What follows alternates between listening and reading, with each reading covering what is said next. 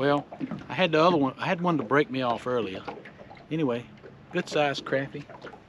Hey guys, in today's video, we're going to talk about and go over, well, I'm going to attempt to, about vertical jig presentation in the fall.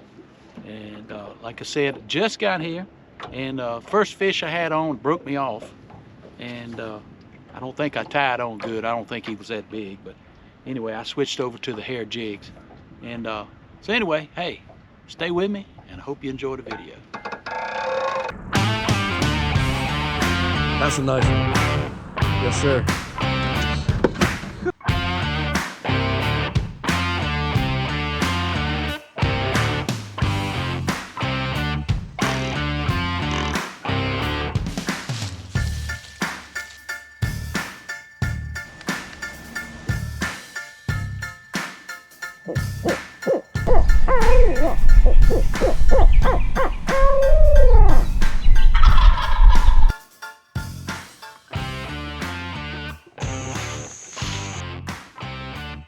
Boom!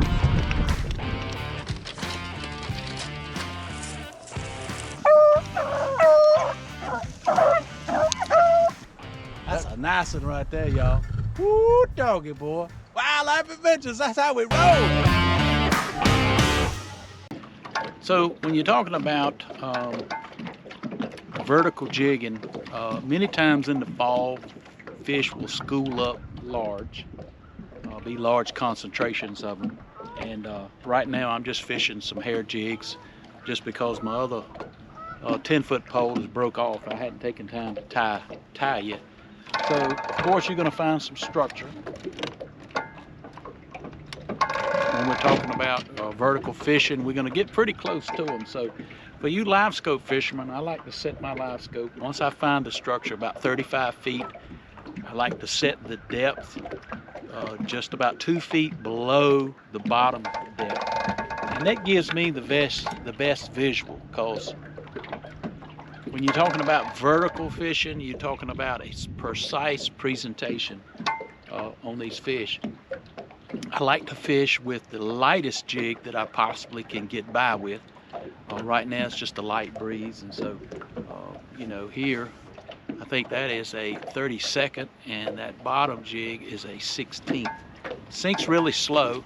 If the wind picks up, of course, I'm gonna have to add some weight to it. Whether you add it to the middle of the jigs, or whether you put on a bigger jig. On the fish, and many times you can see the fish reacting, actually coming up to actually meet the lure, which is always a good sign. And now once I get down in the fish, I know I'm in the strike zone, close enough to the fish. I'm not going to do a lot, but just hold it there. I may lift the rod up some.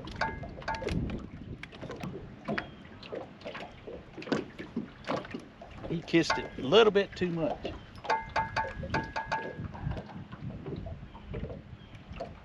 It's a little bit better fish, y'all.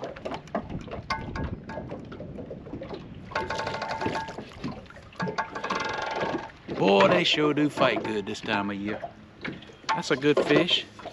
He kissed it one too many times. Boom. Good fish there, y'all. That's a 10 and a half, 10 and 3/4 inch fish. He hit that bottom jig. We'll turn around and see if we can catch another one. For you live scope guys, you can see many of the reasons I fish 2 jigs is because it's just easier to see on the live scope, and because it sinks a little quicker. If the wind's puffing really hard, you need some weight on it, because you get in position, even with a spotlight, the boat's going to be kind of moving around, and I don't have spotlight on this boat, so I like to get the lure down as quick as possible, but you give up that action in the lure. This is a 10-foot pole. And depending on your pole length is how close you're going to get to the fish. Now I know this is a 10-foot pole. I can swing this pole out. If it was 12, I'd stay back about 12 feet. So right now, let's talk our way through it. Okay, so the structure or the fish are coming in about 10 feet. So I'm gonna just lay the lure out, give it some line, and I personally try to track the lure as it's falling. That tells me the depth that the lure is at, if it's in the fish. And plus, if you can track it down, if you're fishing structure, well, of course, you don't get hung as much if you can track it. Now, that's not always possible. Now, if you notice, I know I'm down in the fish. There's so many fish I can't see the lure. But I know I'm within the strike zone. So I'm gonna basically just tick the rod just a little bit, and I'm actually hung.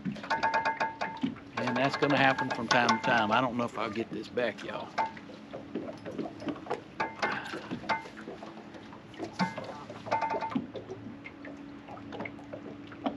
And I got one of them back. Okay, so we retied.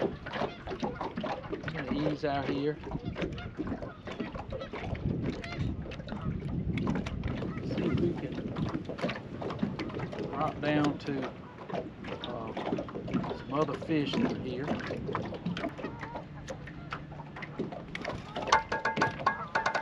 Finally got a taker.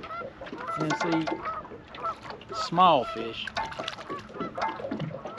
And I thought they were small.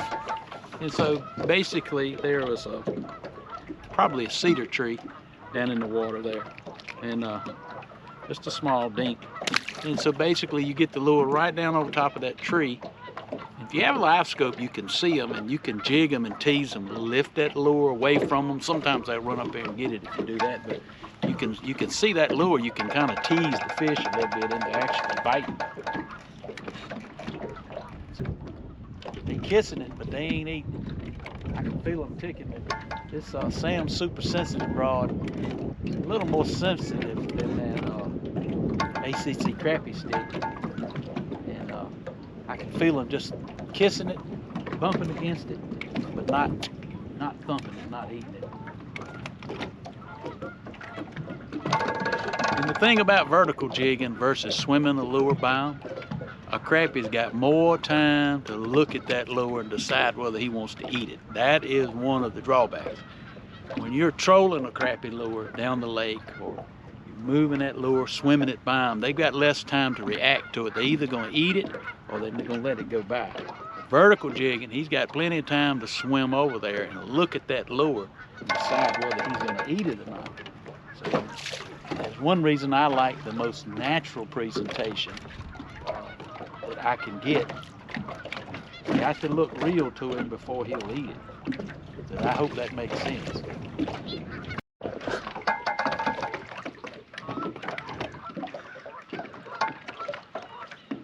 So we got another spot here. It's out about 10 feet. We're gonna do the same thing. We're gonna pitch into it. Kind of see if we get bit.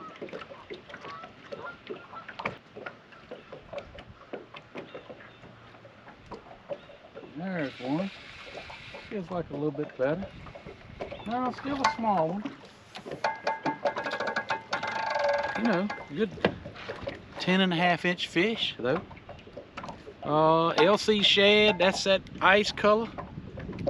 That's a good fish, 10.25-inch fish. Boom. I'm gonna sit right here. Pitch right out again. Get the boat turned into the wind. We can control it a little better. Now, another thing you can do, even though you have a long pole, this is a 10-foot pole, of course. I'm gonna get these fish out about, so I'm watching my live scope. If you had 2D sonar, you would have dropped a buoy on these fish. And so I'm gonna pitch it out. Now I just pitched out roughly about 20 feet. Now what I'm gonna do is I'm just gonna let the lure float back into the fish.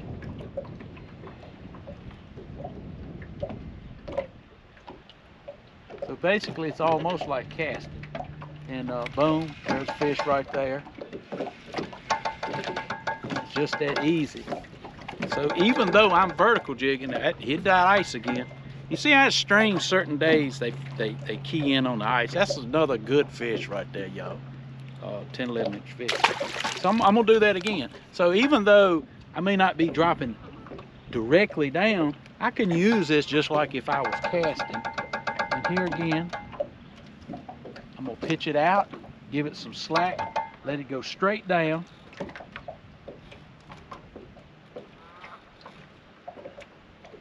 And I did not see where it was. I hate to get too far down and get hung. Oh, got bit. He did more than kiss that, but he didn't get hung. I better check that hook. I could have bent it on one of them fish. That's happened before too.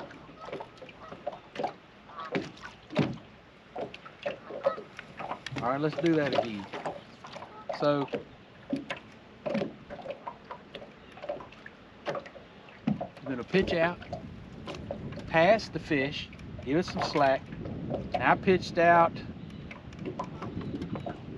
can't see the lure, pitched out approximately 15, 20 feet. So I just got bit. So that lure is actually falling through the water column like this. The same way it would be if I was actually swimming the lure. And see, I'm still basically vertical jigging, except for 2 jigs. Now I do this a lot. If you don't want to cast. Pretty crappie. Again, they still kind of keying in on that white on the bottom.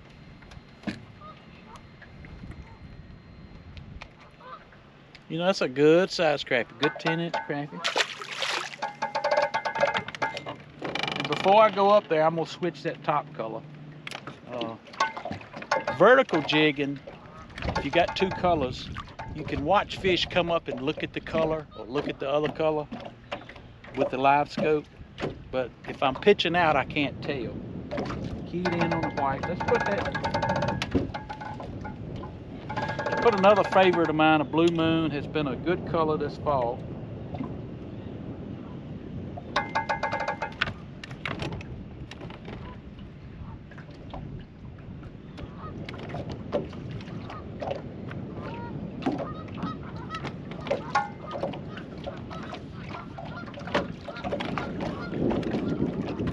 We'll do that method one more time.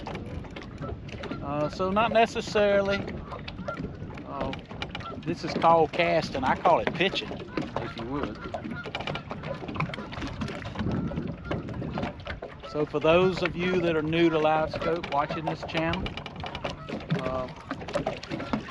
so I tell you what I see. Got the live scope set on 40 feet. Fish are anywhere from 15 to 35 feet. They within striking distance now. Best to get a good read first. We're gonna get a good read on these fish. We're gonna pitch out. Pitched out 20 feet, 20, 25 feet. We're down in the fish. Now basically I'm just lifting the lure, lifting the rod just slightly, and that lure is coming through those fish swimming just like they were swimming. And we just got bit. Boy, I love the fall time. Boy, they don't play with it. They whack that thing good. And it's just swimming right through the fish.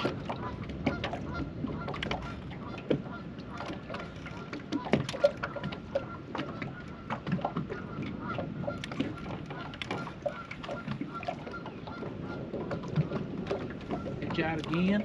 I didn't pitch quite as far that time. Pitched out about 12 or 14 feet. And it looks like there's some bigger crappie hanging right around the structure. One kissed at it, but he didn't eat it.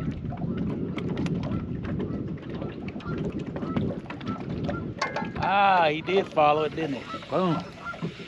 Oh yeah. Come on up here. He keyed in on the white too. Well, that's okay. The ice color, LC shad, boom.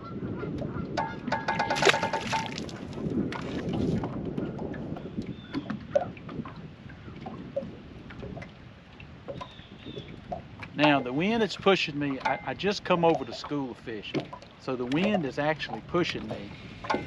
I'm leaving the lure in the water and allowing the boat and the lure to sweep by those fish. I guess, does that make sense? Again, they're hitting that ice. That's all right. Boom. LC shad ice, baby.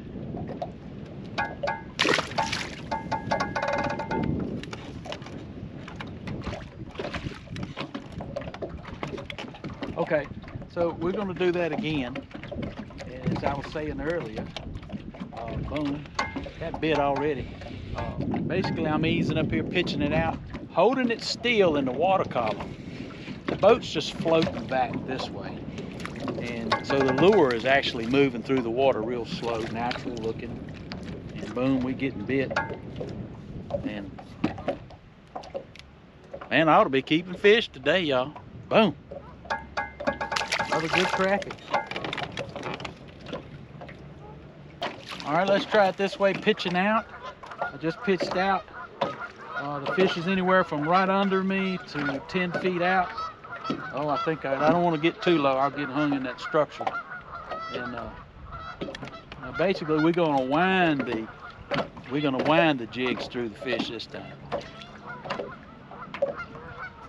Boom, just like that right there. Boom. We like it. Oh, we got one on the blue moon. You know, we ain't got a double yet. We hit the blue moon. And it occurred, this blue moon has been a good color. Boom. I like it.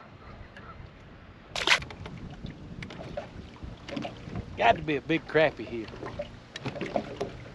It's too good of a place, you know what I mean? Oh boy, that was a decent fish. Come off about halfway up. Drop right back down there. There's some kind of a stump or something there on the bottom, and it's 25 feet deep. We just got the lures right down on top of it.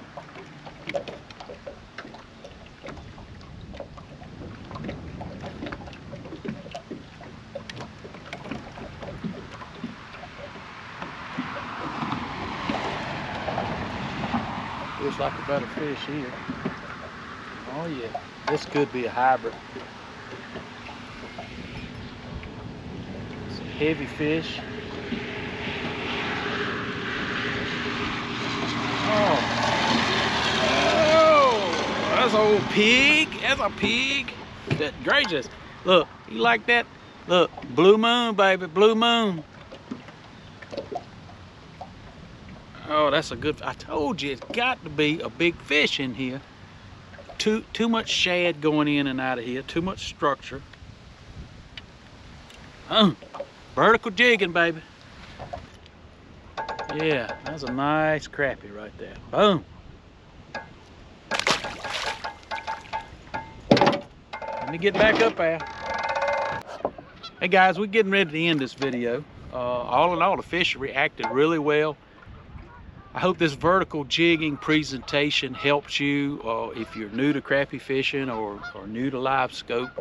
And I hope if you don't have live scope, you don't watch the videos, because I have live scope, because there's a lot more to fishing than just fishing with live scope. And this is an effective method, especially when you got to have that precise presentation in the fall, or actually year round. Later on this winter, when fish get isolated up in the water column sunning, we're going to be doing some sniping, and this is an effective method to do that. Anyway, LC shads, put the fish in the boat today. I'm not quite sure how many we caught. I easily caught my limit today, which is 20 fish on here that would have been 10 to 11 inches long. They seem to key in on the white color today more so than any of the other colors. Please subscribe to the channel. Get 2 people to subscribe, puts me over that 10,000. I really appreciate all the subscribers. Comment. Enjoy seeing your comments on the channel. You remember, God is good all the time, and all the time God is good. Don't forget to hit the like button, click the notification bell so you don't miss an episode of Wildlife Adventures. And as always, you remember, it's a wildlife, and I'll see you on the water.